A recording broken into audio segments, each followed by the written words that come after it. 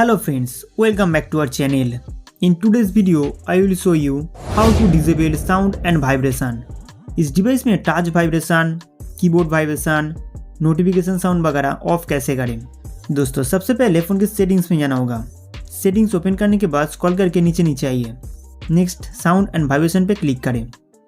Sound settings को open करते ही कुछ इस तरह का इंटरफेस देखने को मिलेगा। यहाँ से notification tone, ring tone and alarm tone change कर सकते हैं। उसके बाद मीडिया वॉल्यूम, रिंगटोन साउंड और अलार्म साउंड एडजस्ट कर सकते हैं।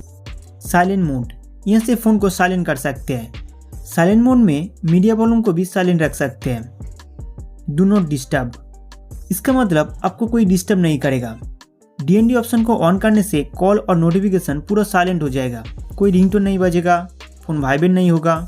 जब तक आप अपना फ़ोन को अनलॉक नहीं करेंगे डिस्प्ले में लाइट नहीं जलेगा और आपको पता नहीं चलेगा कि किसी ने कॉल किया है या नहीं।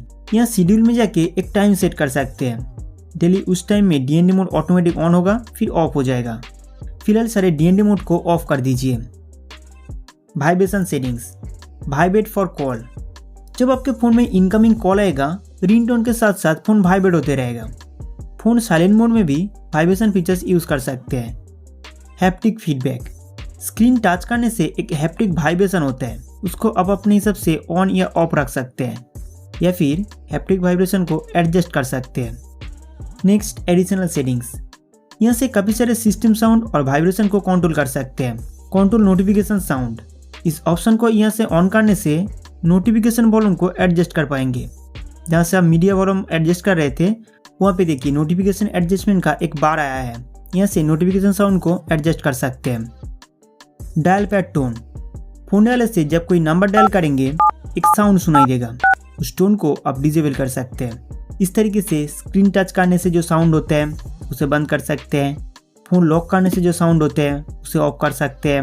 इस तरह screenshot sound, app uninstalling sound, delete sound, phone charging sound को ऑफ कर सकते हैं। इसके बाद फ़ोन सेटिंग्स में बैक आइए।